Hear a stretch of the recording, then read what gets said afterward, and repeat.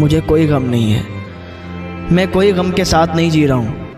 میں نے آپ سے پہلے بھی کہا تھا اور پھر کہتا ہوں کہ یہ اس کا معاملہ ہے، وہ جو چاہے گا وہ کرے گا، اس کی امانت تھی اس نے لے لی، اس میں ہمارا کوئی اختیار نہیں ہے، اور مجھے کوئی غم نہیں ہے، میں کوئی غم کے ساتھ نہیں ہوں۔ آپ کو یہ فکر نہیں کرنی چاہیے کہ مجھے غم ہے، مجھے کوئی غم نہیں ہے۔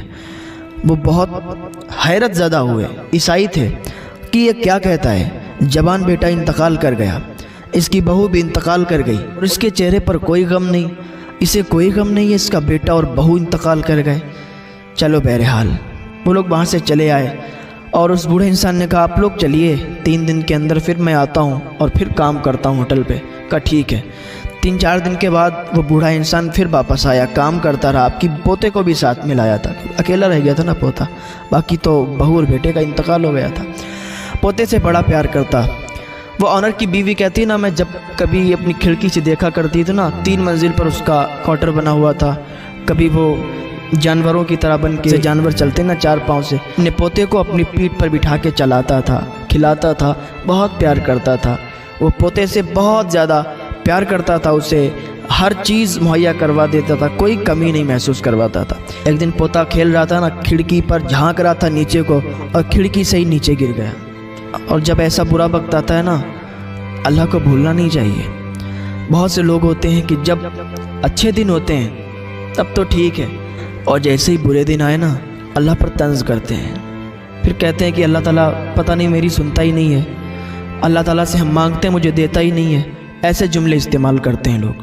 خدا کے واسطے ایسے جملے نہ استعمال کیا کریں۔ جب تک اللہ نوازتا رہتا ہے تب تو ٹھیک ہے، اور جب کوئی مشکل وقت آ جاتا ہے نا، تو انسان کو پھر بھولنا نہیں چاہیے، اللہ پر طنز نہیں کرنا چاہیے، اللہ سے دعا کرنا چاہیے، اللہ وہ مشکل کو آسان فرما دے گا۔ اللہ کا شکر تو ادا کرو، اللہ کی نعمتوں کا شکریہ ادا کرتے رہا کرو، اللہ تعالیٰ تم سے راضی رہے گا اور تم پر اپنی نعمتوں برکتوں کا خوب نزول فرمائے گا، رحمتیں برکتیں خوب نازل فرمائے گا۔ تو بیٹا کھڑکی کے نیچے سے زمین پر گرا، سر پھٹ گیا، جسم سے خون ٹپکنے لگا، خونہ خون ہو گیا، پورا جسم خون سے تربتر ہو گیا۔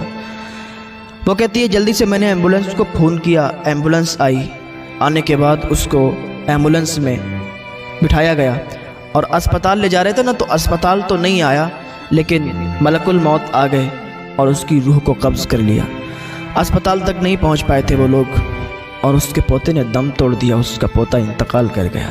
بوڑھا باپ اپنے بیٹے کو بھی گوا بیٹھا، اپنی بہو کو بھی گوا بیٹھا، 2